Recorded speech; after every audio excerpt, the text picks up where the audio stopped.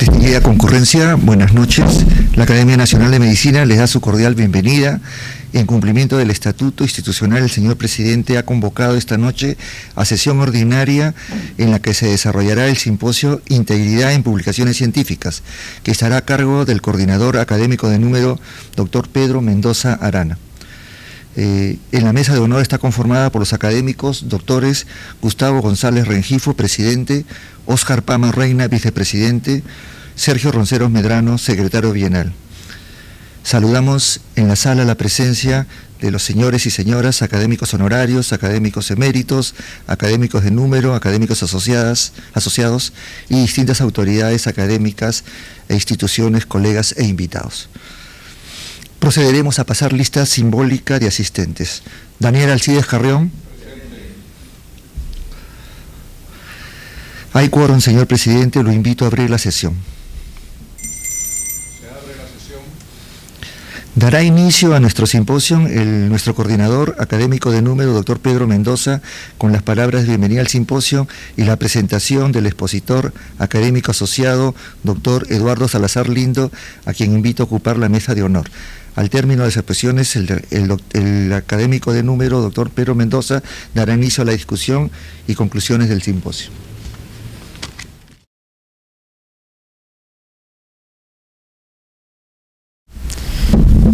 Muy buenas noches, distinguida concurrencia, señor presidente, con su venia.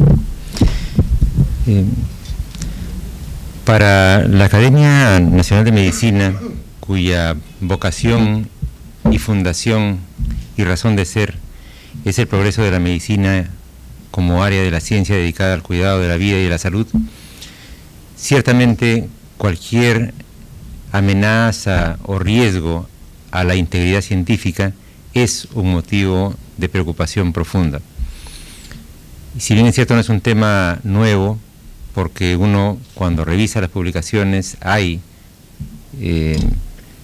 preocupación en diversos predios sobre este particular. El año pasado sucedió un evento que llegó a los medios de prensa y que motivó que en una rápida respuesta la directiva de la Academia, que acababa de asumir en esos días, conformara una comisión temporal destinada a proponer una respuesta desde la Academia a esa situación alarmante. Esta reunión científica tiene como propósito compartir las reflexiones que se tuvo en un grupo de académicos convocados para tal fin en la comisión, y la hemos estructurado en dos presentaciones. La primera está a cargo del doctor Eduardo Salazar Lindo. Él va a hacernos una presentación del panorama internacional sobre este particular. Seguido de ello, yo haré un resumen de lo que se trabajó en la comisión y de las perspectivas nacionales, y luego de ello tendremos un espacio de debate a ese respecto. Entonces, dejo con ustedes al doctor Eduardo Salazar Lindo.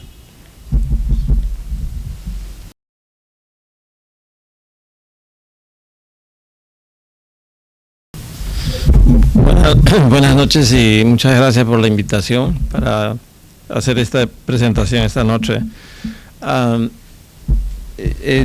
Como dijo el doctor Mendoza, el interés sobre este tema surgió a raíz de una denuncia periodística. Pues yo creo que ninguno de nosotros estaba realmente bien enterado de todo lo que está pasando en relación a publicaciones fraudulentas. Lo que he hecho yo es básicamente hacer una revisión más completa de todos los problemas que hay en relación a los fraudes que se cometen en las publicaciones. Lo más, digamos, el fraude más obvio, y además el más desagradable de todos es el de la compra-venta de autoría. Pero hay otras modalidades de fraude que son igualmente importantes conocerlos y saber que son comportamientos que revelan la falta de integridad de las personas que publican, de las que cometen esos fraudes. Y es bueno también porque todos nosotros leemos a diario publicaciones científicas y tomamos por por cierto, lo que está ahí es una investigación legítima, es una investigación revisada y demás. Pero como vamos a ver, en realidad el problema está empeorando, está extendiéndose a otras modalidades, y eso hace que se esté gestando una crisis real en lo que se refiere a publicaciones biomédicas. La siguiente, por favor.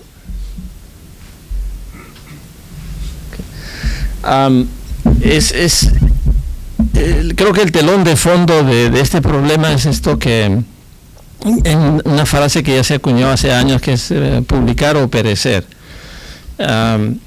Digamos, el número de coautores o autores en general de un artículo publicado ha aumentado logarítmicamente. La siguiente, por favor. Por ejemplo,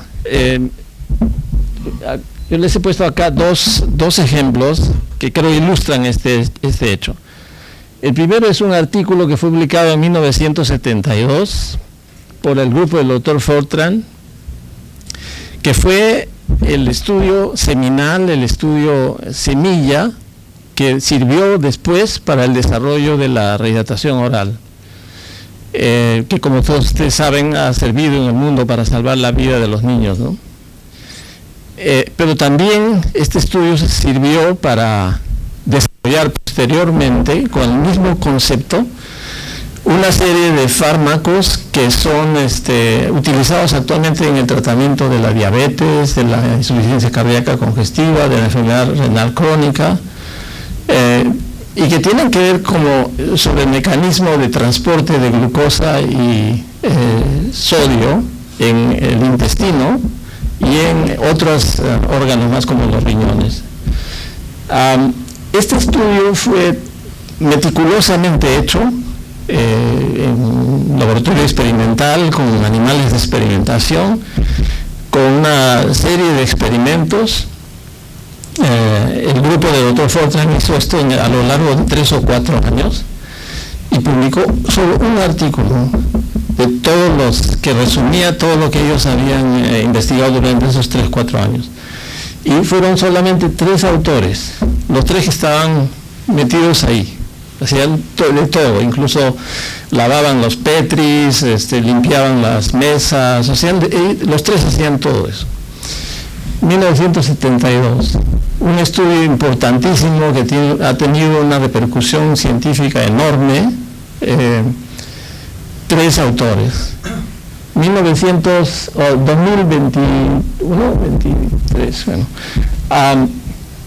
Es un artículo interesante que compara la severidad de la enfermedad del COVID antes y después de la predominancia de la cepa delta.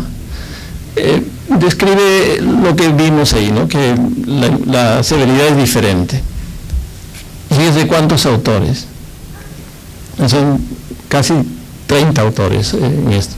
Es verdad que es un estudio multicéntrico, es verdad que es un estudio clínico, es verdad que es un estudio sobre un tema importante, pero esto está reflejando que la probabilidad de ver artículos en la literatura que tienen solo 1, 2 o 3 autores está pasando a ser historia, y la mayoría de los artículos son con múltiples autores. La siguiente, por favor. Esto, por ejemplo, es una estadística que se hace de 10 años entre el 2003 y el 2013. El crecimiento del número de artículos, hay un crecimiento en ese periodo de 10 años, pero el número de autores por artículo se incrementa mucho más pronunciadamente, ¿no? Entonces, ese es el telón de fondo. El siguiente, por favor. Entonces, la autoría, que antes era principalmente para transmitir un descubrimiento, ¿no es cierto? O sea, yo trabajo en mi laboratorio, encuentro algo interesante, lo investigo, le doy vueltas en todas formas para demostrar que hay una hipótesis plausible, y publico ese descubrimiento, pero mi motivación es publicar lo que he descubierto, ¿sí? Cuando la motivación ya no es más que solo eso para publicar, sino que hay que, por ejemplo, publicar para ascender. Si quieres ascender en la carrera académica, de profesor auxiliar a profesor asociado, tienes que tener publicaciones, de asociado principal tienes que tener publicaciones. Hay una motivación distinta a la motivación original de solamente transmitir el conocimiento que se ha adquirido. Entonces hay una presión por publicar trabajos académicos y eso ahora se vive como éxito en la carrera académica. El siguiente, por favor. Por ejemplo, este es un estudio que se hizo en la Universidad Johns Hopkins. Había la idea de que en la Facultad de Medicina habían profesores que eran profesores clínicos en un lado y en otro lado habían profesores que eran solamente investigadores. No hacían medicina clínica, eran médicos pero estaban adscritos a la escuela de medicina, pero no veían pacientes, solamente se dedicaban a investigación. Entonces había la idea de que los médicos investigadores no clínicos tenían más chances de ascender que los médicos clínicos en el escalafón de la universidad. Y el ascenso ciertamente implicaba mejores ingresos, mejores pagos, ¿no? Entonces, este estudio hizo una revisión retrospectiva para ver si era cierto que un profesor no clínico, investigador, tenía mejores chances, mejores posibles, porque tenía más publicaciones, de ascender. Lo que encontraron fue que la probabilidad de ascender era la misma en los dos grupos, pero todos los que fueron promovidos, sea en un grupo o en el otro, tenían mucho más publicaciones que los que no fueron promovidos. O sea, de todas maneras hay un criterio para promover a alguien en el escalafón docente. Cuenta bastante tener o no publicaciones. Es de Hopkins, y yo he trabajado con la gente de Hopkins muchos años, y me consta que venían a Lima desesperadamente para hacer estudios porque necesitaban llenar su mínimo de publicaciones de ese año. Generaban no uno, sino 3, 4, 5 estudios o 5 o 6 publicaciones, porque había esa necesidad, había esa presión, ¿no? La siguiente, por favor. Entonces, esta presión para publicar, que repito, está motivada por otras necesidades que la mera necesidad de transmitir el conocimiento, es lo que es potencialmente corruptible. Puede haber corrupción por ese solo hecho, ¿no? ¿Okay? La siguiente, por favor. Entonces, si hacemos un censo de todas las modalidades de fraude en publicaciones científicas, esta sería la lista. A la izquierda, todo lo que está a la izquierda de ustedes, están las modalidades vinculadas a la autoría. Y a la derecha están otras modalidades no necesariamente vinculadas a la autoría, que los vamos a ver uno por uno de forma rápida. La siguiente, por favor. Empecemos por la compra-venta de autoría, que es lo que motivó la preocupación sobre esto recientemente, acá en Perú.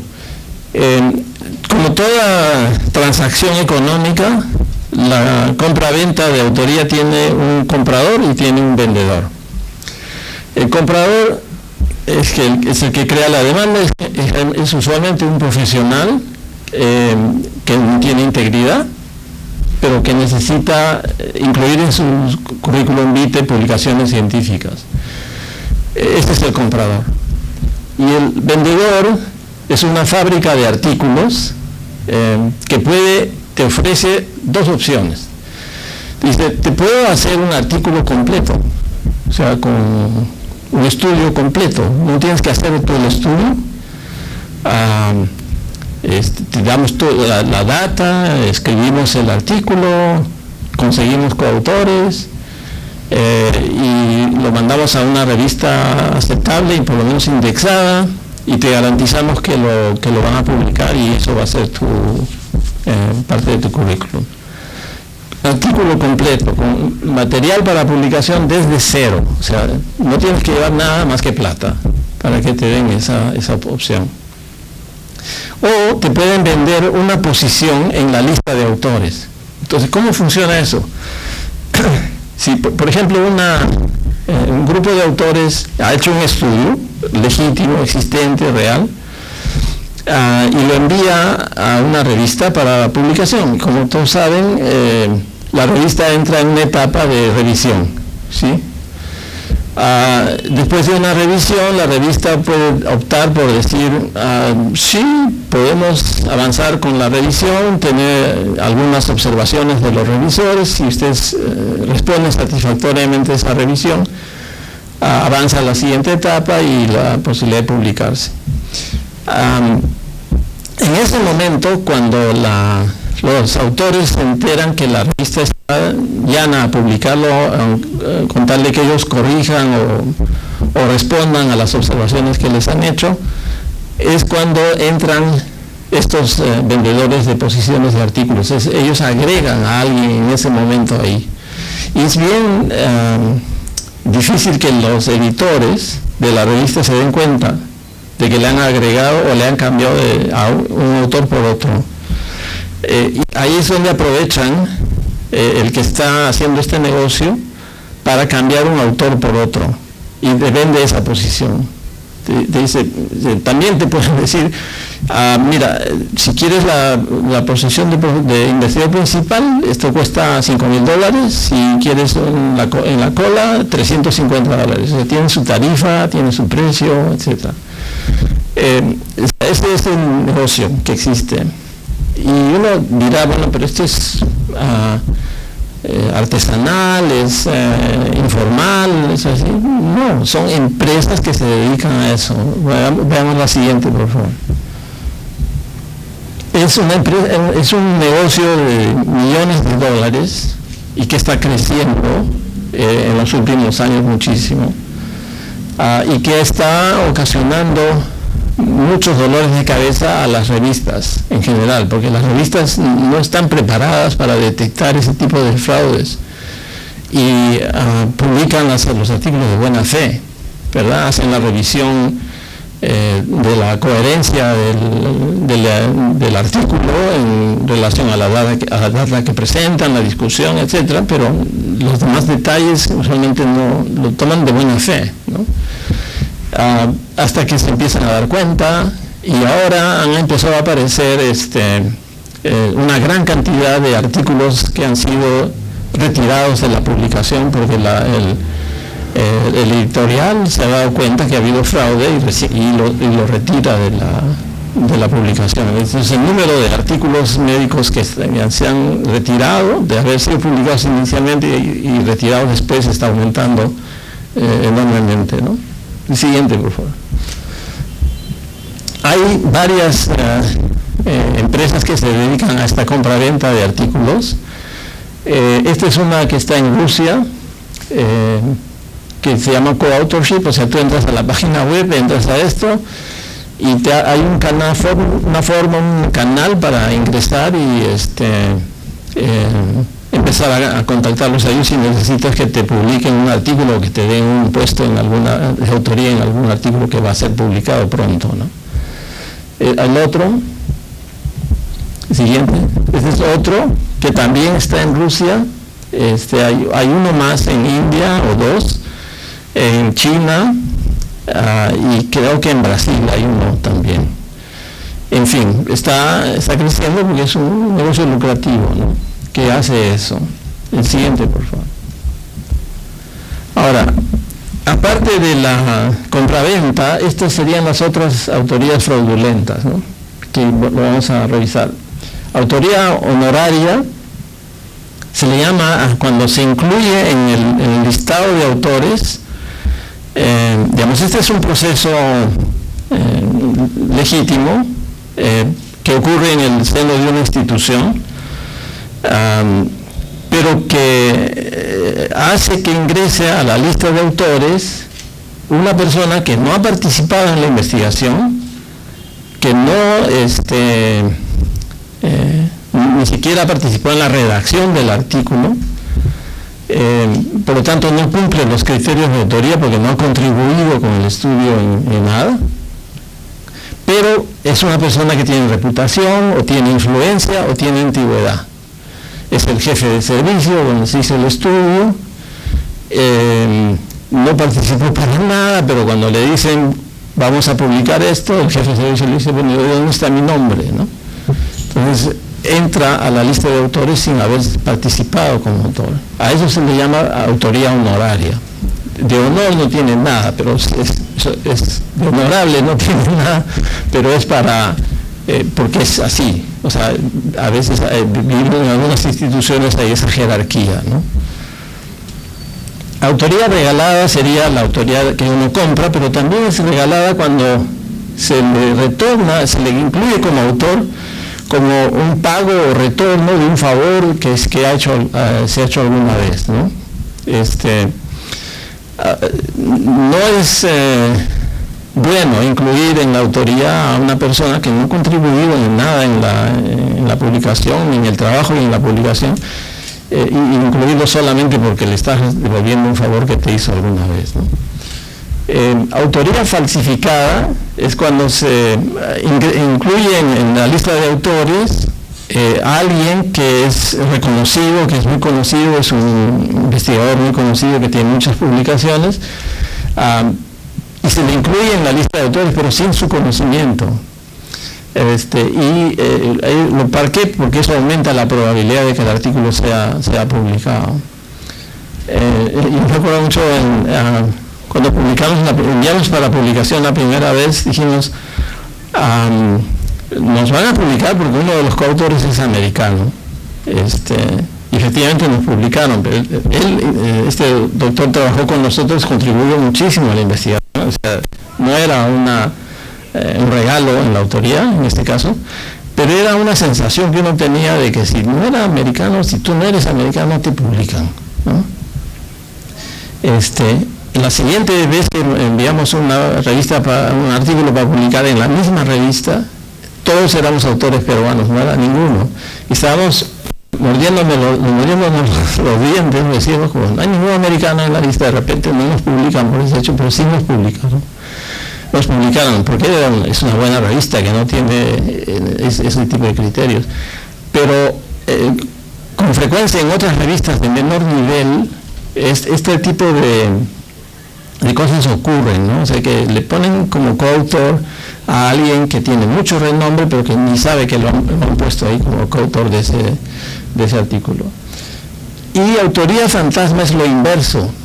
En un grupo se hace una investigación, 5 o 6 personas contribuyen de diferentes formas a la investigación, y a la hora de publicar solamente publican 5 y excluyen a uno de ellos.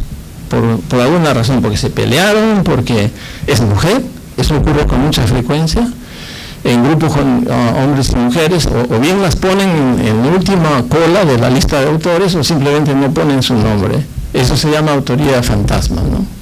Es la ausencia de un autor verdadero que ha contribuido bastante a esa publicación. La siguiente, por favor. La lista de autores es también un tema para revisar.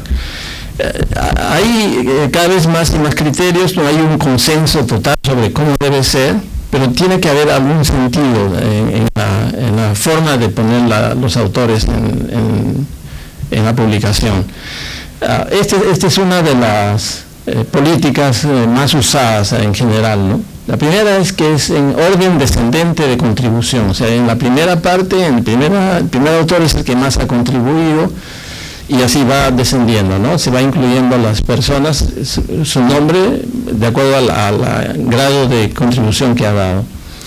El otro criterio es colocar en primer lugar a la persona que tomó la iniciativa en la redacción del manuscrito o en la realización de la investigación, o sea, es el que ha iniciado todo, ¿verdad? Aunque no sea el investigador senior, que no sea el más el que más ha contribuido, pero es el que creó la idea, es el que generó la idea. Por ejemplo, un estudiante o un residente se te acerca y te dice: me parece muy interesante este tema, y te trae el tema y lo conversan y le dan forma de un proyecto de investigación. Esa persona merece estar en el primer lugar, porque es el que ha generado la idea. Y en el último lugar, poner a la persona con más experiencia, y no al revés, ¿no? O sea, la persona más senior, la más experimentada de todos, debe ir al final y no en el primer lugar. Y el resto de los autores en orden alfabético o en forma aleatoria, ¿no? Si es que hay más autores, se puede ordenar de esa manera. Esta es una de las formas de política de autoría que está más en boga en para la mayoría de las revistas. Siguiente, por favor. Ahora, las fraudes en publicaciones que no se refieren a autoría están listadas aquí.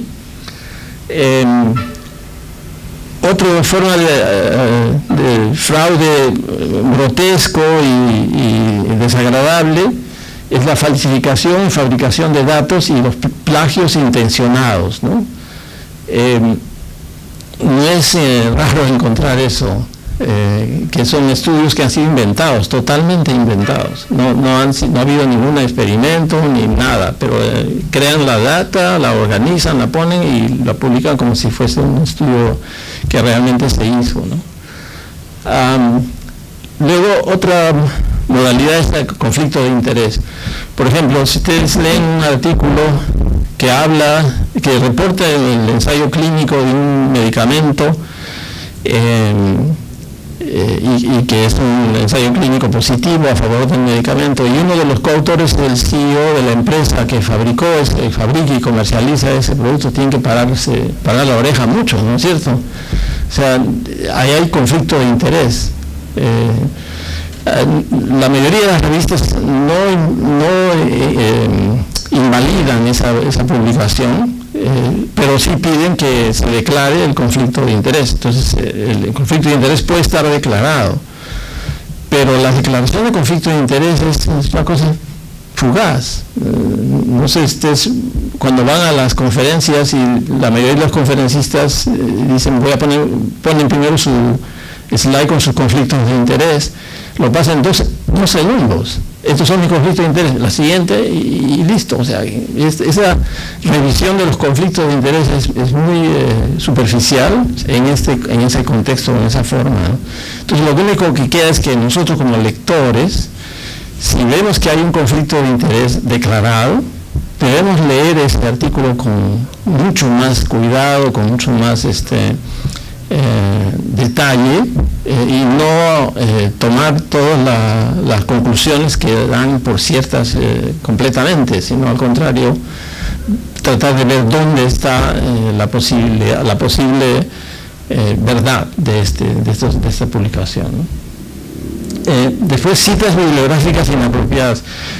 Los que somos revisores para revistas, nos mandan de vez en cuando manuscritos para revisar, y como revisor de pares,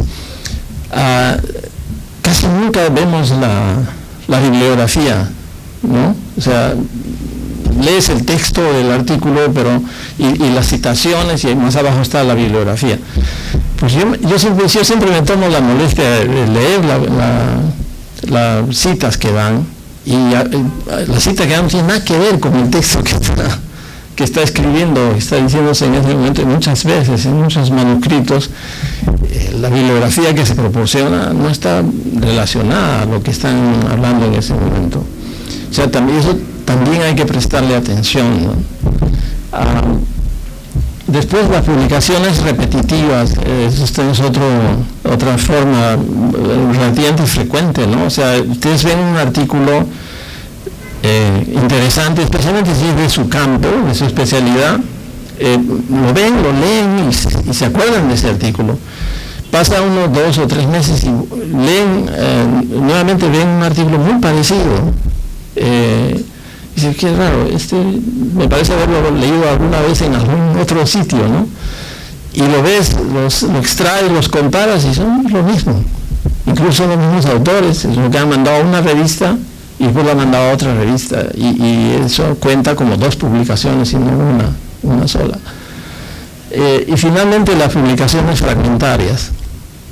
O sea, hacen un estudio que está concebido para responder una pregunta, pero lo publican en 4 o 5 artículos, lo parten, lo fragmentan y lo publican en pedazos, disfrazándolo como que cada artículo está desarrollando una idea diferente a la otra, y en realidad no es así, es el mismo estudio que está dividido en partes, y está publicado por partes. En fin, la siguiente, por favor. Y luego hay otra cosa que del otro lado, que están las editoriales depredadoras. Esto ha aparecido bastante desde que han aparecido los llamados Open Access Journals, que son... fue una respuesta que apareció a la dificultad que había de las suscripciones, ¿no? O sea, si yo quería leer un artículo y no estaba suscrito a esa revista, tenía que mandar una solicitud del autor para que me mande un reprint de su artículo, pero eso era, no siempre te devolvían te respondían enviándote el artículo, o te lo enviaban mucho tiempo después. Las universidades adquirieron alguna vez acceso a sistemas como Hinari, después ya no. En fin, no era fácil acceder a las revistas pagadas por suscripciones. Entonces apareció el concepto del Open Access. El Open Access es que tú eres el autor, tú pagas la publicación y tus lectores son todos. O sea, todos pueden leer, no tienen que estar suscritos a la revista. O sea, tú lo que estás haciendo es pagar la probabilidad de que te lean, ¿no? Que tu artículo sea leído. Es un buen concepto, solo que es caro, y generalmente lo tiene que pagar la institución en la que uno trabaja, o el grant que te dan para hacer el estudio, una parte separas para pagar el fee del Open Access. Esto también es, el Open Access es una fuente de fraude, porque, por ejemplo, yo puedo estar desesperado por publicar y no tengo fondos. Y sé que por ahí hay otro investigador que sí tiene fondos, y le digo, oye, te pongo como autor, pero tú me pagas el Open Access, ¿no? Y aparece ese tipo de fraudes también. Pero estas revistas depredadoras son el extremo de eso, son Open Access que son muy agresivos, que te mandan. No sé si a ustedes les llega con cierta frecuencia correos electrónicos diciéndoles sabemos que usted es un gran investigador, ha publicado aquí, allá, etcétera. Hemos revisado sus artículos, los temas que ha publicado. Yo soy pediatra, gastroenterólogo, y quien me está escribiendo es una revista de oftalmología. Me dice, queremos que escribas algo para la revista de oftalmología. Y no tiene nada que ver con oftalmología. Pero te mandan eso y te insisten y te dicen que vamos a hacerlo, lo vamos a publicar, lo vamos a hacer una revisión de pares, vamos a hacer las correcciones editoriales de todo lo que usted nos manda un borrador y nosotros se lo mejoramos y todo eso. Y tú te das cuenta que no son formales. Estas revistas no tienen toda la formalidad, pero aparentan ser formales. Y por eso los han empezado a llamar editoriales depredadoras a nivel mundial. Y las grandes casas editoras están tratando de encontrar las vías legales para que se cierren estas editoras depredadoras. Pero están haciendo mucho ruido en el medio científico también. El siguiente, por favor. Esta es la lista, hay una lista, la famosa lista Bells de los editoriales. O sea, si uno quiere publicar, puede entrar a la lista y decir qué revistas están acá señaladas como revistas depredadoras. O sea que no hacen el proceso como debe ser, ¿no? y uno trata de evitar de publicar en las revistas que están dentro de esta lista. La siguiente. También hay hay softwares para identificar editoras confiables y editoras no confiables, ¿no? También esos recursos existen. La siguiente, por favor. Y luego quería detenerme un poquito en este caso, porque creo que ilustra varias cosas. Él es Didier Raoult, es un infectólogo francés muy conocido. Se hizo muy conocido cuando se hizo los estudios con riquecias y otras infecciones virales. Él trabaja en el Instituto de Investigación en el sur de Francia, en Marsella. Si ustedes entran al PubMed, eso que está allá es el PubMed que yo hice hace poco, hace 2 o 3 días creo. He puesto el nombre de él, Didier Raoult, y he puesto clic para ver cuántas publicaciones están vinculadas a él en ese periodo de tiempo, que es más o menos de 20 años. Hay más de 2.300 publicaciones. O sea, eso significa un artículo y medio cada, 2 artículos cada semana. O sea, 2 artículos semanales, 8 artículos mensuales que escribes y publicas, ¿sí? O sea, yo no sé cuándo hace investigación, o sea, publica todo el tiempo, ¿no? Entonces, bueno, él ha formado su fama de esa manera, digamos, publicando. El grupo de él ha publicado muchas cosas muy interesantes en infectología, pero aparece la epidemia del COVID y ellos suben su número de publicaciones bruscamente.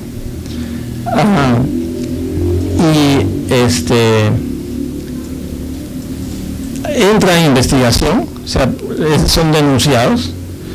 La revista de la Sociedad Americana de Microbiología crea un comité para investigar qué cosa había pasado, y lo que han hecho básicamente es un fraude relativamente frecuente, que es publicar bastante sin revisiones de comité de ética. O sea, cuando uno va a publicar, lo que te demora mucho es la aprobación del comité de ética. Es un proceso largo, hay que hacer cola porque tienen bastantes trabajos que va por revisar hasta que llegue al tuyo, en fin. Entonces toma mucho tiempo. Es una de las razones por las que las publicaciones de uno aparecen bastante después que uno ha terminado el estudio, es esa, ¿no? Que hay que pasar por el comité de ética. Bueno, ellos inventaron el recurso de convertir un estudio prospectivo en retrospectivo.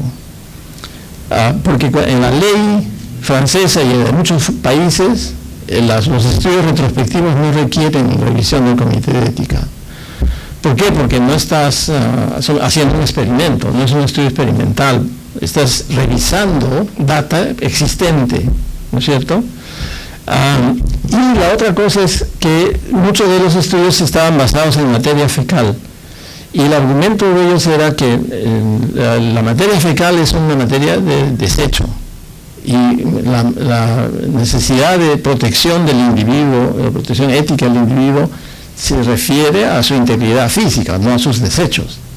Entonces, si era un estudio con desechos, no tenía por qué tener una revisión ética.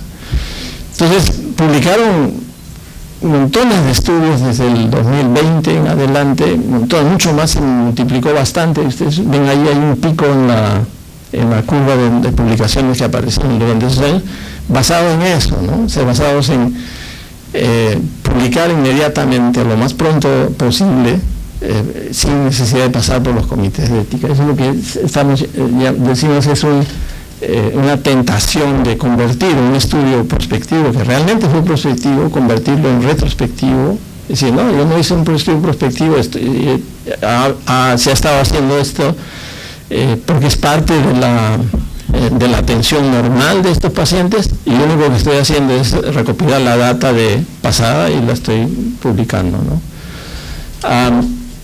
un investigador tan famoso, tan conocido, que arruina su carrera de esa manera, a mí me llama mucho la atención. La mayoría de los investigadores son íntegros y mantienen su integridad hasta el último día, pero así es, ¿no? O sea, la posibilidad de perder la integridad siempre está latente ahí para cualquiera de los investigadores. Creo que es el último. Bueno, hay varios recursos para autoría responsable, el Comité Internacional de Editores de Revistas Médicas, este artículo de revisión que ha hecho el PENAS hace poco nada más sobre transparencia en los autores. Esos son guías que uno puede revisar si es que quiere ajustarse a lo que es aceptado como autoría responsable. Okay. Muchas gracias. ¿Preguntas o...?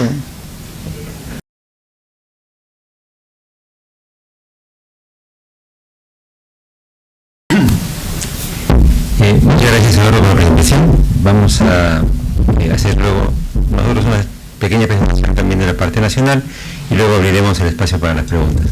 La primera, por favor.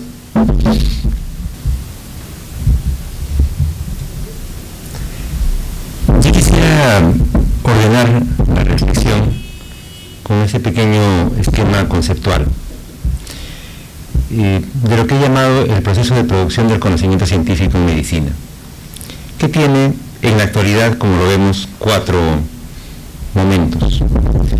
El más conocido, el que desde antaño manejamos, es el proceso de la investigación, ¿no? La generación del proyecto, que creo que Eduardo ha descrito muy bien, cómo este se gesta y finalmente se concluye en un informe.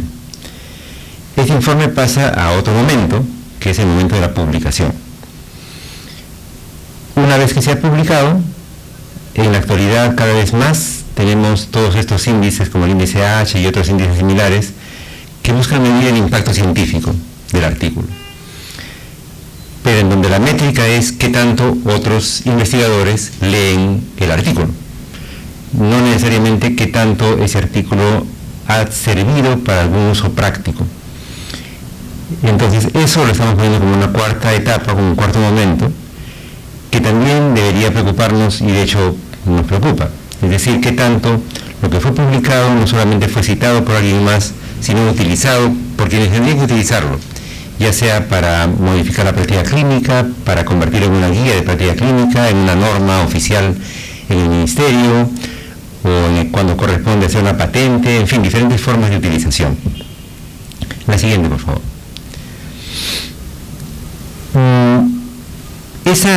Ese proceso, tratando de analizar qué es lo que hace que se dinamice, considero que tiene 4 grandes dinamizadores o drivers, como uno lo quiera plantear. Uno que quizá es el más antiguo y probablemente al que muchos nos aferramos y sentimos que es el legítimo y primario, es la vocación. O sea, hay quienes les gusta o nos gusta investigar y sentimos que es parte integral de nuestra forma de ejercer nuestra carrera. Y además, no solamente es una forma, sino que es la forma que decidimos, elegimos o privilegiamos. Pero no es el único determinante para que se investigue. Muchos investigan por esa razón, porque simplemente les gusta investigar y lo van a hacer pese a todo. Sin embargo, también hay mucha investigación que se produce en relación a normatividad, como por ejemplo la que se ha mencionado, estas normas de promoción universitaria, que hacen que entonces quienes están inmersos en este circuito produzcan porque la norma lo pide. Además, por supuesto, de que les puede ser también vocacionalmente grato. Otro elemento que también dinamiza la producción de conocimiento, los proyectos y las publicaciones, es el financiamiento. Es decir, que exista o que no exista fondos que apoyen que esa idea que se ha suscitado se convierta en realidad investigativa. Y finalmente, que es un poco a lo que vamos a llegar en la presentación de esta noche, es que existan algún tipo de incentivos para poder investigar y para poder publicar. La siguiente. En Entrando al tema de normas, por ejemplo, en el Perú, en esta última década, hemos asistido a un proceso creciente de publicaciones científicas.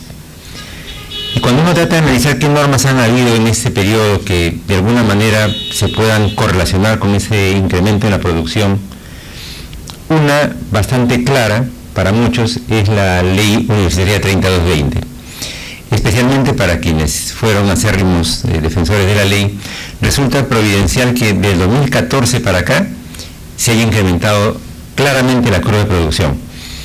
Para otros un poco desconfiados decimos, entonces no tiene que ver, pues porque cualquier norma tiene un periodo de latencia antes que haga su efecto. Entonces es difícil que si en julio sale la norma y en ese año mismo empieza a producirse más, algo no cuadra.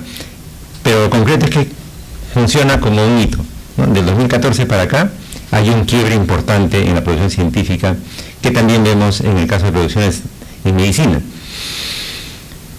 De hecho, esta ley universitaria lo que hizo fue introducir en nuestro ámbito a SUNEDU, que al margen de toda la historia que creo que todos los presentes hemos vivido, en concreto significó también la dación de normas de licenciamiento que implicaban la exigencia a las universidades de publicar. La siguiente.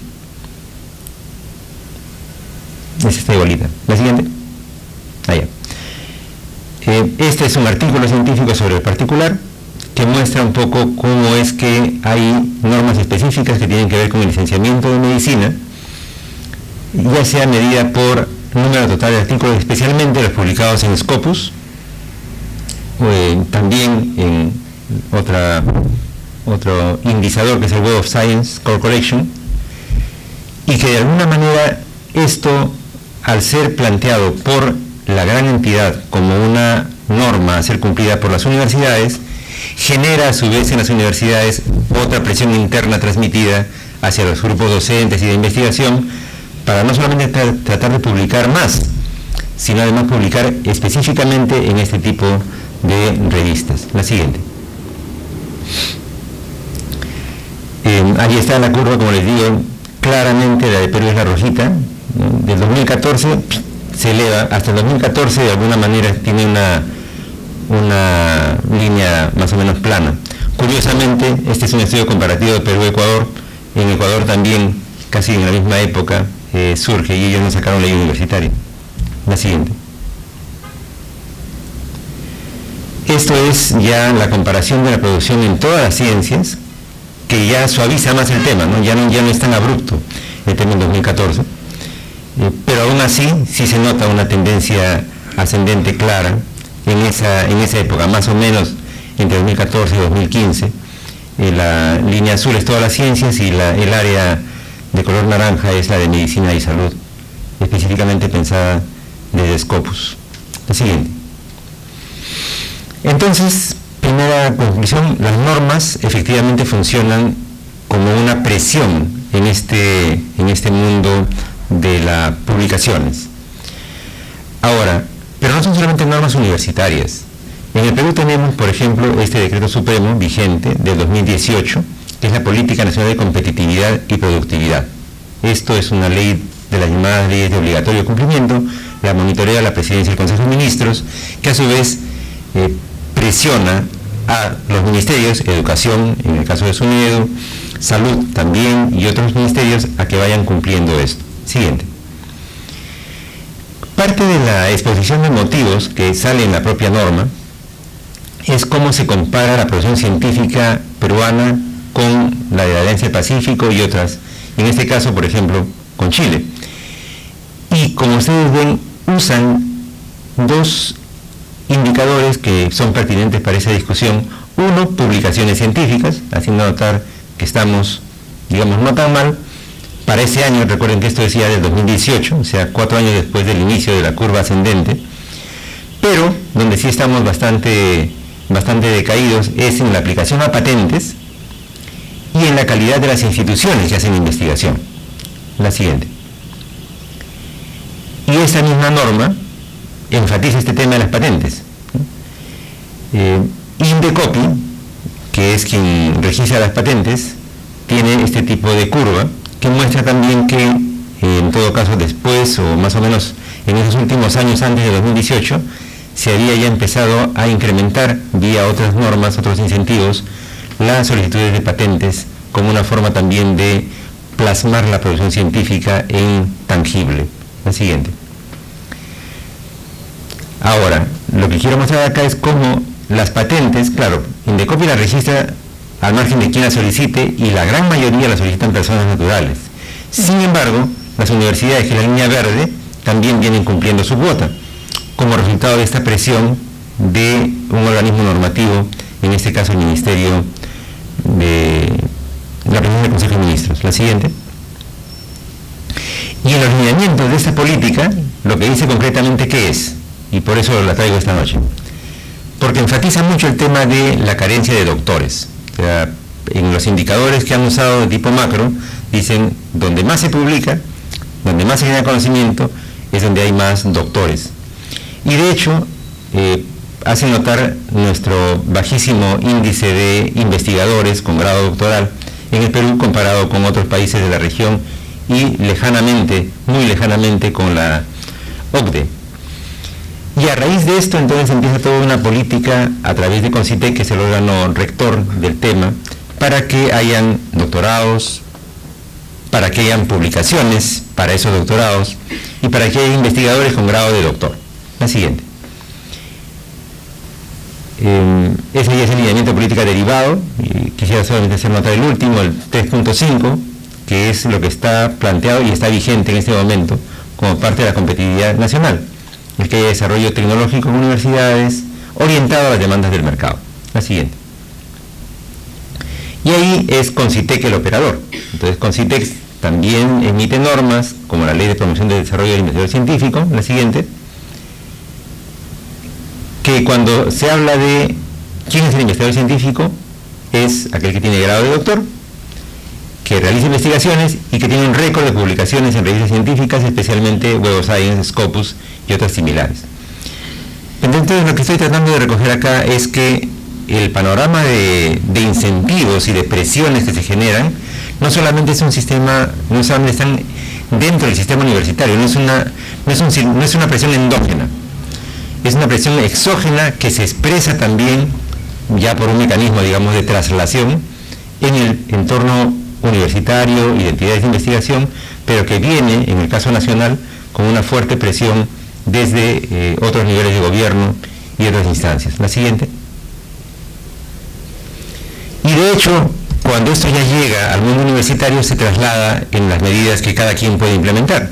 Este es un artículo publicado en el 2018, con data del 2017, de cómo diversas universidades, en respuesta a este tipo de presiones o de incentivos o de estímulos, genera incentivos monetarios que van, de acuerdo con ese estudio, desde los 2.000 hasta los 13.000 soles por cada artículo publicado para los artículos top, ¿no? Lo que recibe el investigador que logra hacer esa publicación.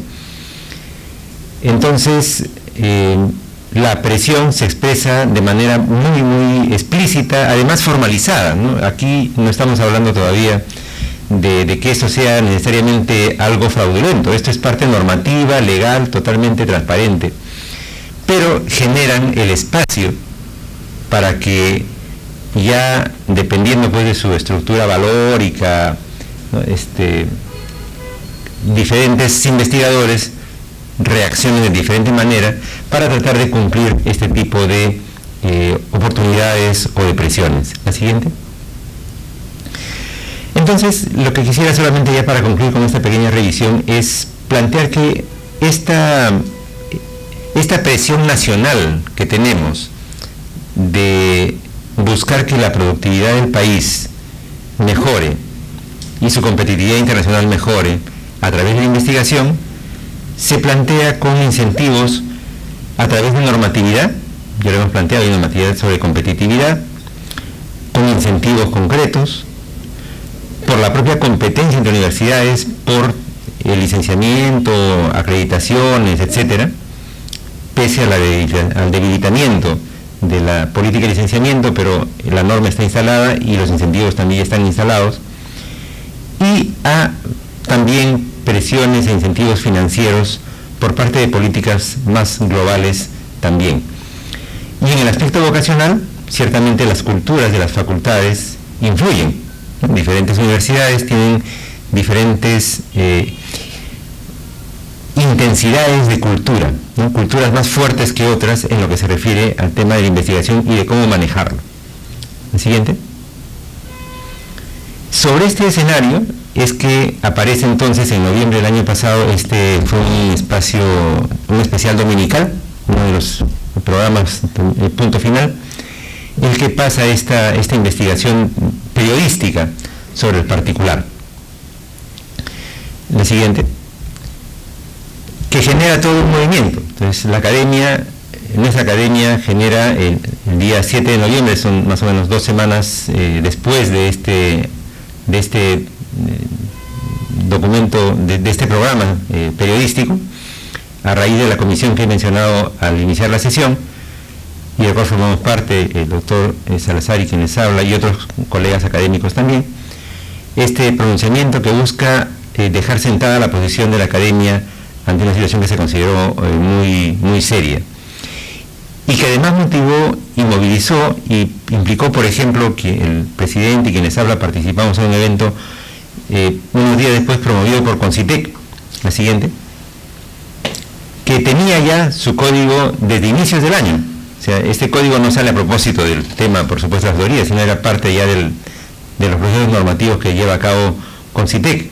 Pero sin embargo, a raíz de todo este tema periodístico y de movilización social en torno al tema, genera un taller, recoge opiniones, la siguiente, y lo que hace es, esto es parte del Código de Integridad, tiene algunos elementos importantes, pero parte de la discusión que se dio es que no tenía tipificado el tema específico de la autoría fraudulenta, de la compra-venta, y que eso debilitaba las posibilidades de hacer sanciones eficaces. La siguiente. Entonces, cuando se analiza el tema, se concluye que la responsabilidad puede ser, o de hecho está, en los investigadores que incurren en estas conductas impropias, pero que para efectos de sanciones y de sistemas de control, más que ir al investigador, lo que se puede hacer es ir a la institución que alberga al investigador. Y entonces lo que se propone es modificar normas en las universidades y en las revistas, que son las instituciones en las cuales se podría ejercer mecanismos de control. La siguiente. Y a resultas de esto, Concitec plantea la expulsión de estos investigadores cuando se revelen o se descubran o se delaten pagos por autorías. La siguiente. Y de hecho, lo que hace Concitec es actualizar el reglamento RENACYT. Y entre otras cosas, esto lo comento también porque fue parte de un aporte del presidente, el doctor González, este tema, por ejemplo, de la doble afiliación, no explicitada. Entonces, en el nuevo reglamento ya se plantea que el solicitante, cuando se trata de sus afiliaciones institucionales de investigación, debe demostrar una afiliación, ¿no? Que además tenga respaldo, tenga evidencias de que es real y no es solamente, digamos, espúrea. La siguiente. Y este es el que está específicamente planteado para tipificar el tema. O sea, en el reglamento ahora establece que el investigador o investigador involucrado en compra-venta de autorías será excluido del RENACYT de manera definitiva. Y ya con esta medida permite que, llevado a cabo el proceso correspondiente de investigación, se pueda sancionar porque está tipificado. La siguiente. Y por el lado de universidades, varias, en este caso hemos tomado la de científica porque el doctor Maita ha sido además un personaje muy activo en estos temas, saca también su reglamento en esa misma dirección, ¿no? Sancionar compra y venta de autorías de manera explícita. La siguiente. Ahora, menciono este tema y al doctor Maita porque en realidad él ya venía trabajando el tema desde antes, ¿no? Es más, en su universidad tienen un grupo de investigación sobre integridad científica y que se ha dedicado a publicar temas como este ya con anticipación. O sea, lo que se vio al final en el documental no fue, digamos así, un descubrimiento, sino fue que se hizo público algo que ya en los niveles académicos tenía ya varios años en realidad de estarse publicando. Esta es la más reciente, el año pasado, antes del documental periodístico, y como ya ha demostrado también el doctor Salazar, a nivel internacional, muchos más años de preocupación, porque ciertamente pone en cuestión el fundamento mismo de la labor científica, que es la buena fe.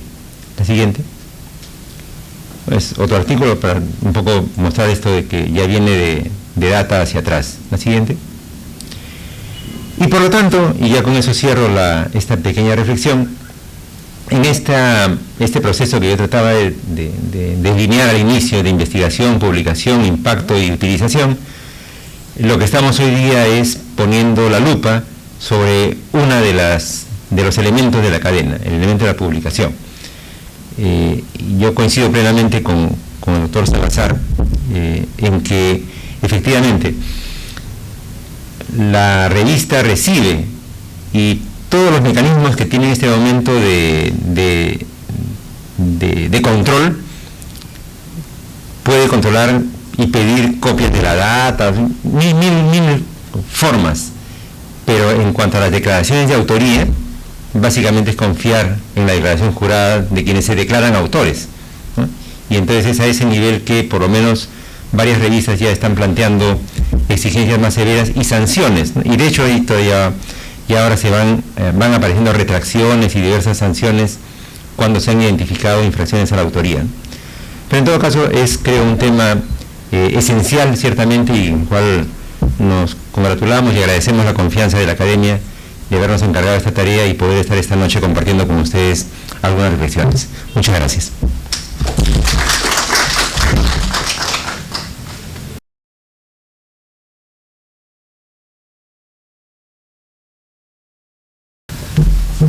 Invitamos al doctor Mendoza a iniciar la discusión y finalmente las conclusiones de esta sesión. Yo invitaría a los académicos e invitados que nos acompañan hoy día a aportar en esta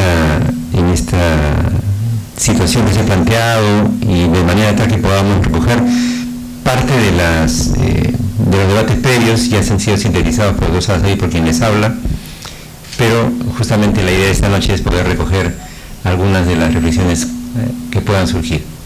Sí, por favor, doctor Rosario.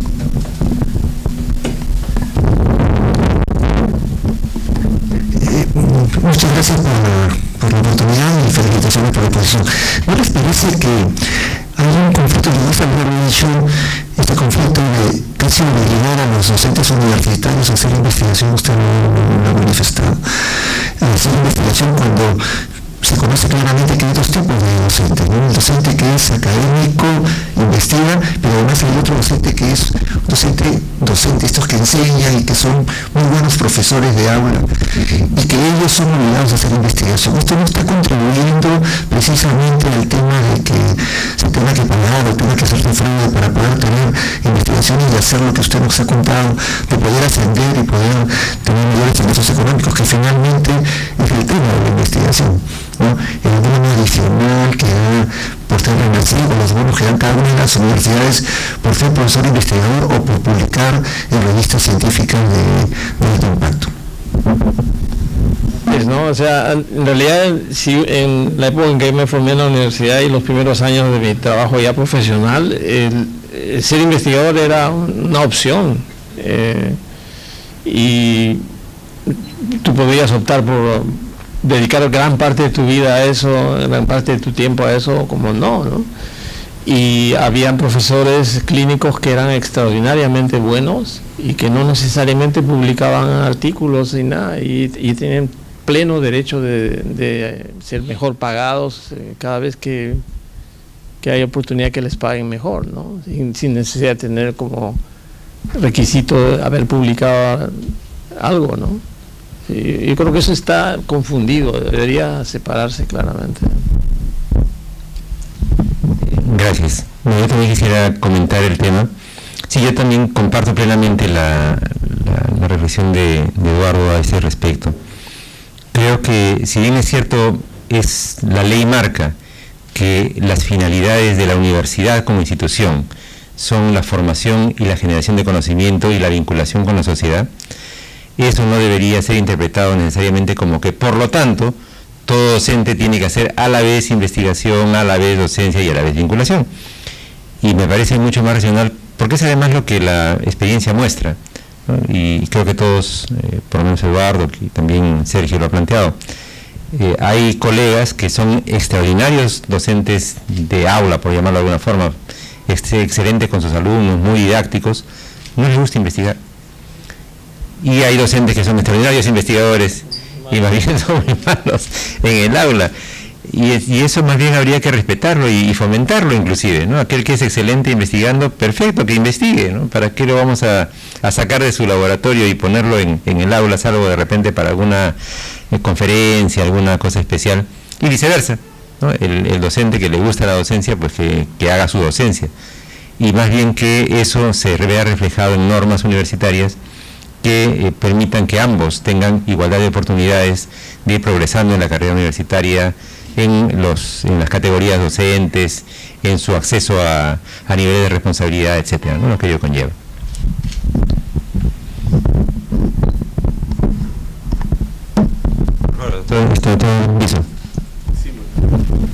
Buenas noches, saludo cordial y felicitaciones por este tipo de charlas que así nomás no se encuentran. Tengo un comentario, o sea, si todos los esfuerzos tienen que ir a que se haga una investigación de calidad, pero cuando hay presión para que todos lo hagan, obviamente la producción final no va a tener buena calidad y vamos a tener los problemas que se han expuesto. Un comentario. Mi pregunta directa era, ¿qué opinión les merece el advenimiento de las plataformas de inteligencia artificial? Porque eso está generando una enorme producción también. Hay plataformas hoy en día que te pueden hacer todo un trabajo, o sea, no son gratis, hay una de $8 mensuales, que es muy poco, la pagan un solo alumno, la pagan entre varios, y van a tener su plataforma, una que se llama Lighton, que tranquilamente le puede generar artificialmente un trabajo, y seguramente hay más plataformas que hoy en día las están utilizando en universidades. ¿Ya? ¿Qué opinión me merece eso? ¿Va a haber un cambio en la normativa? De hecho, eso va a revolucionar la investigación, o ya lo está haciendo.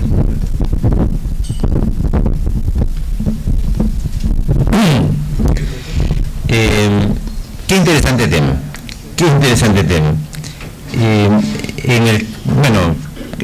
Solamente para comentar, quizá para algunos invitados que nos acompañen, en el caso de la academia, nosotros en el último congreso y en la jornada previa también, y en la próxima jornada, estamos incluyendo justamente espacios de discusión sobre ese tema de inteligencia artificial, que tiene puesto todo el espectro de reacciones, ¿no? Entre los, aquellos que están familiarizándose rápidamente y la defienden y le encuentran todo tipo de opciones favorables en la docencia y en la investigación, hasta quienes, yo la verdad me siento todavía en el grupo de los que la vemos con cierto, no diré temor, en todo caso cautela, ¿no? Cautela en la adopción. En una de estas revistas, no recuerdo ahorita cuál exactamente, pero fue un editorial en Nature sacaron un editorial que tiene una sección especial dedicada a reflexión interna, digamos, de los procesos de investigación. Y uno relatan una conversación de dos investigadores real, ¿no? En el cual uno dice al otro: oye, ¿y tú ya usaste inteligencia artificial para hacer tu proyecto de investigación? Y el otro le dice: bueno, yo la uso hace ya varios años. Le dice: bien, ¿tú por qué recién entras? Si es lo más fácil, dice, ya tú nada más pones las ideas y el sistema te da el paper, el proyecto. Y después también te prepara el artículo para la publicación, te hace maravillas, ¿no? Y realmente son cada vez más difíciles de detectar, inclusive, ¿no? Y hay todo ese tema de cómo, dónde está la frontera, que antes era tan obvia. Claro, era tan obvia cuando era pues que la única forma de redactar de manera pulcra era la humana, ¿no? Y cualquier otra cosa era simplemente un apoyo menor. pero dada la potencia redactora de estos sistemas y su dificultad de detectar, ya es simplemente un hecho que se está usando, quizá en alguna parte, y es más, ahora, así como es la declaración de intereses que ha mencionado Eduardo, he visto ya artículos que dicen, declaro que en esta redacción no se ha usado inteligencia artificial. Claro, también es una declaración jurada, habrá que creerle al declarante, pero por lo menos ya se está poniendo un poquito el parche igualito con el conflicto de intereses y en otras situaciones, de decir, por lo menos decláralo, pues ya, o confiésalo, ¿no? Todavía no he visto la que diga, no saben qué, confieso que este artículo es pura inteligencia artificial, yo nada más puse las preguntas pertinentes para que se redacte solo, o bueno, con esa ayuda, ¿no? Pero sí, yo lo que siento, don Alan, a este respecto es que es un tema en el cual tenemos que, de alguna manera muy rápida, generar los mecanismos de cautela. Yo lo veo por ese lado por ahora. No me siento uno de los fanáticos, quizás sería un tema generacional. Mis alumnos con toda seguridad deben estar embarcados, como ustedes, en sus plataformas y usar esto para sus trabajos, sus monografías y todo. Y yo ya estoy ahora en el extremo de los cautelosos y por lo tanto tratando de ver más bien cómo controlamos los posibles efectos negativos que esto tiene en el tema de la autoría, que es lo que estamos viendo hoy día, pero también en la propia práctica clínica, que es lo que más también hemos discutido en los congresos, ¿no? Pero sí, ese es un tema, por ahora tendríamos un nivel todavía incipiente de reflexión. Creo que sí coincido en que es un tema que tenemos que abordar y tenemos que ver, digamos, las formas de evaluarlo antes de que nos pase de largo sin que nos demos cuenta. Y yo no me he puesto a reflexionar mucho sobre inteligencia artificial todavía, pero lo que vengo entendiendo es que es una herramienta que necesita ser alimentada, o sea, si tiene que aprender, la máquina o el software tiene que aprender y uno lo va alimentando, ¿no? Y si se usa así, yo no veo, yo creo que debe tomarse como una herramienta más de trabajo que hace mucho más eficiente varias cosas, como por ejemplo uno necesita leer 10 artículos y extraer uno por uno cada uno de esos artículos para hacer la justificación del proyecto de investigación que quiero hacer. Si se lo pido a la inteligencia artificial, me lo hace en mucho menos tiempo y lo hace correctamente, está bien, ¿no? Es una herramienta de trabajo. Sí, gracias. El fin primordial de la carrera médica no es la de formar investigadores. En el pregrado y en el posgrado es formar en primer lugar médicos y luego especialistas. Y aquí ha habido una distorsión. Por ejemplo, el Perú es uno de los pocos países donde a los residentes se les pedía un trabajo de investigación para titularse. ¿Cuál era el resultado? Que teníamos un montón de especialistas sin título. Eso se quitó hace pocos años y se dijo que esto iba a disminuir la producción científica médica en el país, y eso no ha ocurrido, porque el rol del residente es temporal, breve, pasajero, porque sale a ejercer, a hacer para lo cual ha sido formado, no para investigador.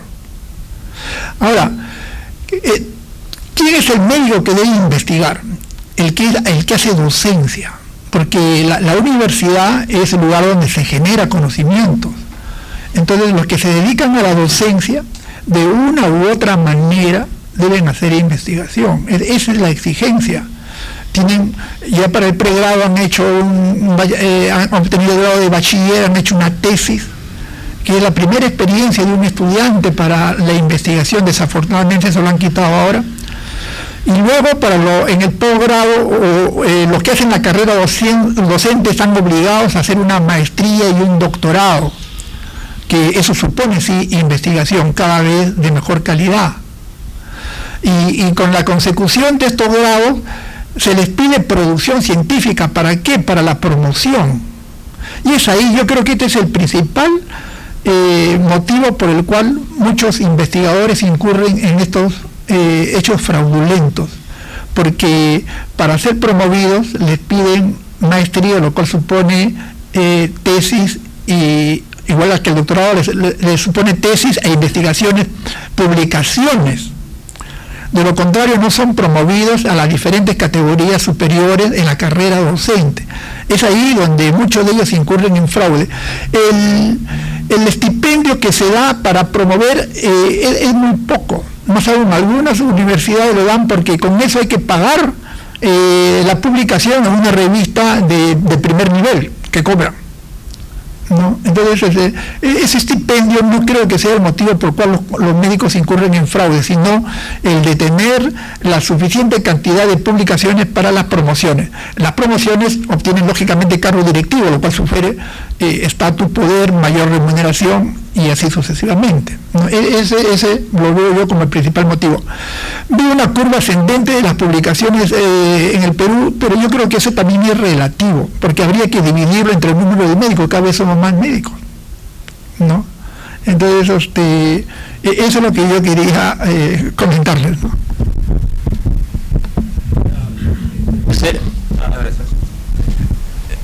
Sí, de acuerdo, el buen docente debe ser buen investigador, pero leer todos los días es hacer investigación, no necesariamente generar conocimientos nuevos, pero sí estar al día con toda la información de su especialidad. Creo que ese esfuerzo adicional de un buen docente no necesariamente es generar un proyecto de investigación, generar conocimiento nuevo, lo puede hacer si le gusta, si quiere, si tiene los recursos, pero lo que no puede dejar de hacer un buen profesor es leer todos los días y estar al día en eso, a la cabeza de todos sus alumnos, es el que más lee en ese grupo, ¿no? Gracias. Bueno, quiero felicitarlos a ambos por las exposiciones y a la Junta Directiva por programar esta actividad. Efectivamente, lo que he escuchado es que las vocaciones nacen, pues no todos podemos ser investigadores, y unos nacen para la enseñanza, otros para la investigación, y la experiencia en esta universidad, por ejemplo, recuerdo mucho al doctor Carlos Monge Casinelli, que era un gran investigador en múltiples publicaciones, pero no le gustaba mucho estar con los estudiantes, y por otra parte al doctor Carcelén, gran internista, que estaba con los estudiantes, que publicó mucho menos, pero nos enseñó a razonar, a enfrentar a los enfermos, y como decía Pamo, es la razón de la medicina. Entonces yo creo que ambas actividades son como dos caras de una misma moneda y que deben ser valoradas en su real dimensión cada una. Todavía yo asistí a las épocas del autor honorario, en que se incluía el jefe de servicio como autor, pese a que no había participado tanto o casi nada en la publicación. Me acuerdo mucho que salió un libro en los años 80, ¿quién es el autor de una publicación? Creo que publicado por la OPS, que tuvo gran impacto al respecto, y ahora las publicaciones pues exigen que se ponga en qué participó cada uno de los autores. Por lo menos de buena fe se puede. Otro de los motivos por los cuales a veces no publicábamos era por la redacción. A veces los referees nos decían que lo revise de habla nativa, inglés de habla nativa. Pero antes de la inteligencia artificial aparecieron los redactores en internet de inglés para publicaciones, y nos suscribimos, y esa crítica ya no apareció más, y ahora con la inteligencia artificial eso se va a potenciar. Y finalmente yo creo que siempre recibimos correos de estas editoriales depredadoras, no solamente ofreciéndonos publicar, sino suplicándonos que mandemos un artículo, un mini review, un comentario, porque tienen que completar el número de septiembre del año 24, ¿no? Entonces no solamente es aumentar el número de publicaciones, sino de las editoriales que publican, pero precariamente. Entonces, lo más importante es, así como se enseña a leer adecuadamente un artículo científico, a valorarlo, también se debe inculcar a los alumnos este tipo de a qué editorial uno tiene que enviar su trabajo de investigación, ¿no? Muchas gracias, doctora Diana, por las reflexiones. ¿Algún otro aporte? Sí, por favor, doctora.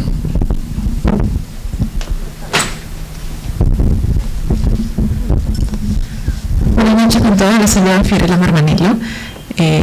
Una consulta, doctor, si existe de repente un protocolo, un procedimiento, cuando uno puede estar identificando estos temas de fraudes que ha puesto el doctor, ¿no? O de repente como a veces desde alumnos o residentes buscamos asesorías para hacer nuestras tesis y a veces nos dicen, ya, pero me pones, ¿no? Coloquialmente. Entonces, ese tipo de cosas por desconocimiento a veces lo aceptamos o porque creemos que el doctor es nuestro maestro y bueno, si él me dice, ¿no?, yo sigo. Pero si identificamos de repente anónimamente, porque a veces muchos no nos animamos a decirlo de frente, ¿no? Si existe ese procedimiento.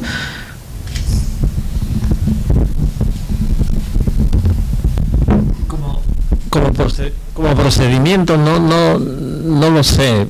Cada institución debe seguramente tener una manera de regular eso, como decía el doctor Mendoza, ¿no? Yo soy malo para regulaciones, la verdad. No me he criado en un mundo más sano, felizmente, pero el mundo es difícil, ¿no? O sea, hay situaciones en las que sí, pues hay que acudir a la norma, hay que acudir a lo que está escrito, ¿no? Y si no existe la norma, hay que hacerla. Supongo que esa es la solución. Gracias, Eduardo. Un poco para complementar, en el Código de Integridad Científica de CONCITEC, lo que plantean es que cada entidad que lleva a cabo investigaciones, llámense universidades, institutos privados, etcétera, deben de tener un organismo de integridad científica que sería un poco el equivalente a este comité del propio CONCITEC y que debe de tener los mecanismos para poder recibir, como usted señala, denuncias y, llegado el caso, hacer el procedimiento interno o reportarlo al propio CONCITEC para que se apliquen las sanciones que el propio código establece, como se ha visto, que tiene sanciones por infracciones leves, moderadas o severas y que puede incluir el retiro definitivo de los registros de CONCITEC. Entonces, digamos, la norma está de manera general. Como dice el doctor Salazar, lo que falta ahora es que ya cada universidad o cada centro de investigación, de ser el caso, implemente el organismo, ¿no? Pero digamos, el marco regulatorio ya está estableciéndose. Sí, Banner. Muy buenas noches. Felicitaciones por la presentación, realmente muy interesante. Yo quería hacer una pregunta muy puntual. Los artículos, digamos, de revisión, que a veces son muy importantes en la revista, ¿tienen el mismo valor de alguna manera? ¿Son tan considerados como los artículos, digamos, de investigación pura? O sea, ¿es posible compararlos de alguna manera? O digamos, hay una cierta diferencia que ya se exhibe como digamos, menos valioso, por decirlo. Artículo de investigación. Sí, hay digamos, la metodología para hacer revisión está bien diseñada. Hay revisión exhaustiva, completa, es un nivel, otro que es una revisión, tiene otro nombre, sistemática, hay otra que es revisión metaanálisis, que es con bastante estadística, y la narrativa, que es más informal, pero que es valiosa y que se hace narrativa porque no hay suficiente material para hacer una sistemática. O sea, si el autor cumple esos requisitos, un artículo de revisión es usualmente aceptado por las buenas revistas y por lo tanto tiene tanta validez como un artículo de una investigación original, a mi modo de ver.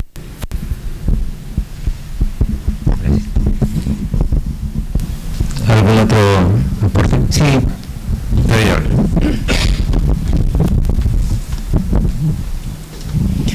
Buenas noches. Bueno, es un tema siempre difícil, ¿no? Este tema de la autoría y todo lo que viene en el proceso de investigación. Pero creo que lo más importante es promover la investigación. Somos un país que tiene que desarrollar, los países que investigan son los que van a alcanzar mejores resultados científicos en el futuro. no podemos tampoco encasillarnos tanto con normativas, con reglas, si ni siquiera tenemos construido un sistema tanto en la universidad como en las escuelas que promueva la investigación. Y yo creo que nos hemos preocupado tanto en normar en lugar de construir ese espíritu de investigación, y eso se debe hacer desde las universidades, desde los institutos, los hospitales. Estoy completamente de acuerdo que con el desarrollo económico, comercial que viene en el tema de la salud, no solamente es un problema de la investigación, es un problema de la prestación de servicios. Todos estos conflictos que suceden por incentivos económicos va a seguir pasando y de repente se van a poner más difíciles. Y es lo mismo que sucede en la prestación, en el tema, si ves cómo se comporta en el sector privado, cómo se comporta en el sector público, cómo se comportan los mismos médicos, los mismos investigadores, los mismos personal de salud, son diferentes de acuerdo a los espacios. Entonces yo lo que creo es que debemos entender que hay que construir espacios más neutrales de investigación. Y por ejemplo, ¿dónde están esos espacios neutrales? Cuando generas investigación, espacios de modelos de investigación colaborativa, donde el fin principal es resolver institucionalmente problemas, digamos, para resolver, por ejemplo, las políticas públicas en salud, para resolver preguntas científicas, académicas. En el tema de cáncer tenemos participación. Si uno entiende cómo participa en los espacios académicos de la cooperación global en investigación, uno participa en las redes, por ejemplo, de instituciones como el NCI, el MD Anderson o el Southwest Oncology Group. Esas instituciones, todos los investigadores estamos permanentemente participando en el desarrollo de los diseños de investigación. O sea, en forma colaborativa vas participando como si fuera un espacio de desarrollo de investigación. Entonces, esos espacios no existen en Latinoamérica. Entonces, prácticamente es la investigación individual que tenemos que buscar quién nos ayude, con quién participar, o básicamente es la investigación, si hablamos de medicina, ensayos clínicos de la industria farmacéutica, donde ni siquiera tenemos la oportunidad de saber si nos van a colocar en la autoría o no. Entonces, no estamos ni siquiera al nivel de decidir qué tanto hay conflicto o no en el ser autor, sino que otros deciden por uno cómo hacer ese proceso, ¿no? Yo creo que hay que construir y hay que enseñar y orientar y hacer cada vez ese rol de posicionamiento del investigador, en este caso en la medicina, en nuestro país. Y yo sí pienso que la investigación es clave para ayudar mejor a nuestros pacientes y seguir avanzando en lo que tenemos que hacer mejor cada día, ¿no? Gracias.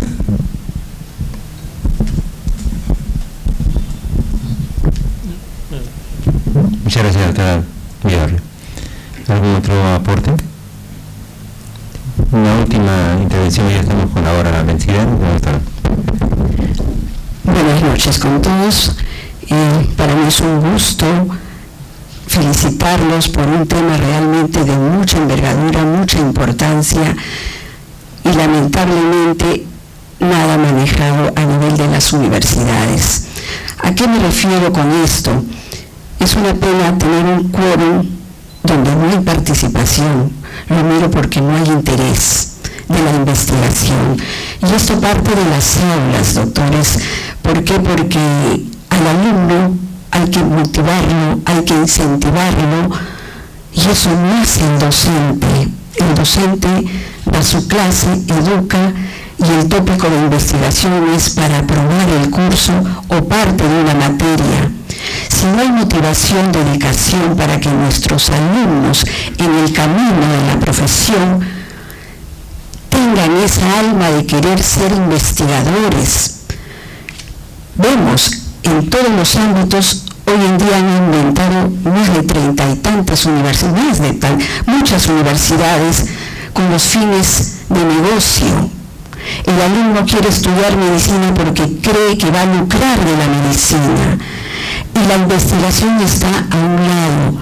Creo que las universidades deberían haber participado, los decanos, los docentes que manejan. Yo sé que ustedes son investigadores, pero necesitamos más gente que motive, que incentive, porque somos un país pobre, doctores, un país con bajos recursos, desmotivados, con una política de salud muy venida menos, y la investigación, he visto las clases que ha dado el doctor, en la cual los fraudes y toda la problemática que existe, y eso lo sabemos porque se dice a voces, pero acá es el trabajo con la motivación y el entusiasmo que debe tener el alumno para gustar, porque uno es médico, otro es investigador, son dos enfoques diferentes, en la cual las autoridades universitarias tienen una responsabilidad para que invite al alumno en el futuro a ser investigadores, porque no podemos trabajar con presión. Las universidades exigen, para ser acreditadas, presenten trabajos, presenten investigaciones, hagan investigación para que se acredite esa universidad, y eso no puede ser. El profesional no puede trabajar bajo presión, y sería ideal que esto se vuelva a hacer insistentemente, estos tópicos, para que las universidades cumplan su rol, para que el alumno se motive y decida, y que debe ser bien remunerada, porque el ser investigador es dedicación. Leer, buscar, investigar es mucha dedicación. Eso es mi punto de vista, doctor Arana.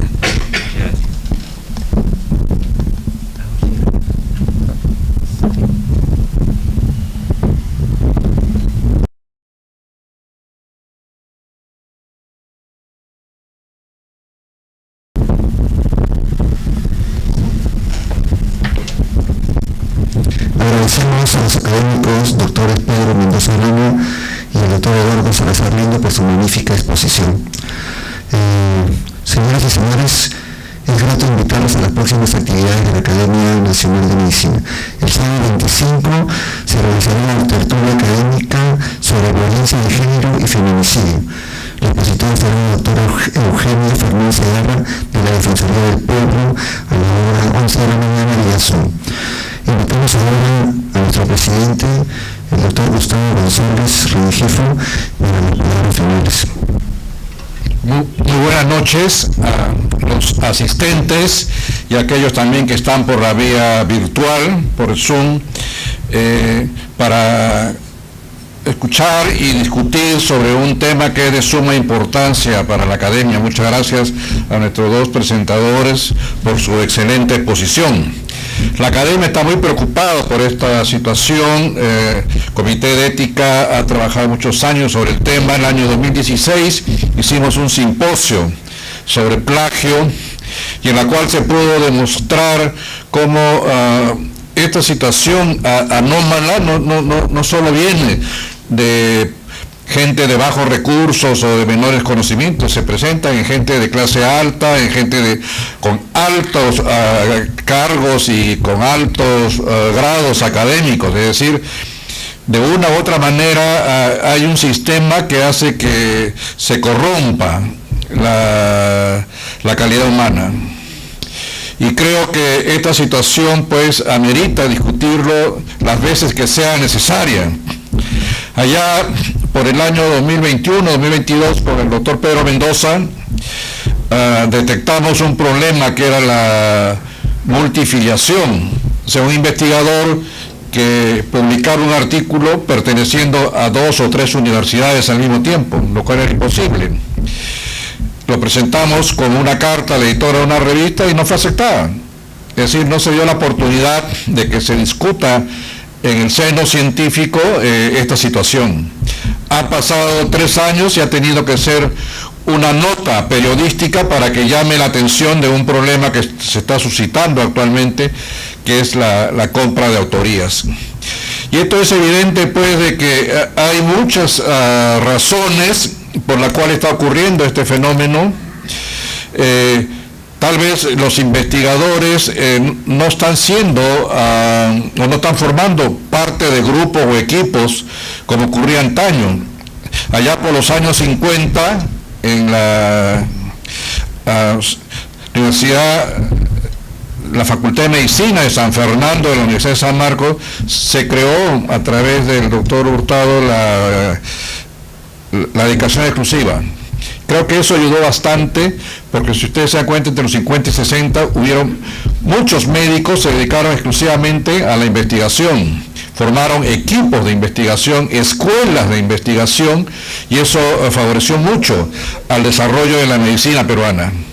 Lamentablemente, la naturaleza del sistema universitario actual, en la cual la ley permite tener dueños, ha generado una situación anómala de competencia desleal que evita en muchas universidades que son sin fines de lucro poder desarrollar este sistema, porque tienen que competir para subsistir.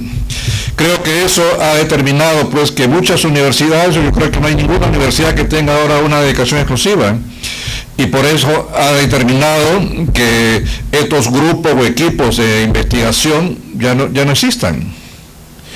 Es también claro que hay muchos profesores que están dedicados a la primera parte, la formativa en las universidades, lo que antes se llamaban los estudios generales, que están prácticamente todo el día enseñando a clases de matemáticas, física, química, biología, a 200, 300 alumnos, lo cual hace imposible, por cuestión de tiempo, que puedan dedicarle algo a la investigación.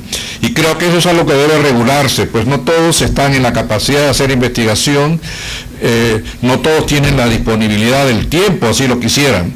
Y creo que ello tiene que ser analizado, y las universidades tienen que ponerse, pues, en atención de que parte de la responsabilidad es de ellos mismos. Y creo que es necesario su mayor participación para poder resolver este problema, que lamentablemente no solo es de Perú, es un problema mundial, y por ello se hace más difícil cada vez. Yo agradezco a nuestros académicos que han hecho la presentación el día de hoy, porque nos abre el espacio a la discusión, a poner el tema en la ventana para que esto sea discutido más profundamente. Parte también va a ser tocado en las jornadas de la Academia de Medicina, que se va a llevar a cabo en Trujillo el 29, 30 y 31 de agosto, y también va a ser discutido como tema importante en la reunión de ALANAN, de la Asociación Latinoamericana de Academia de Medicina, España y Portugal, que se llevará a cabo en noviembre en Bogotá, donde el tema central son educación médica e inteligencia artificial. Creo que son ya las personas que van a viajar por la academia han tomado nota del interés que existe o las consultas que se han hecho, los comentarios que se han hecho, para ponerlo también como parte de su exposición. A todos ustedes, muchas gracias por su presencia, y esperamos verlo pronto nuevamente en las siguientes sesiones de la Academia Nacional de Medicina. Muchas gracias.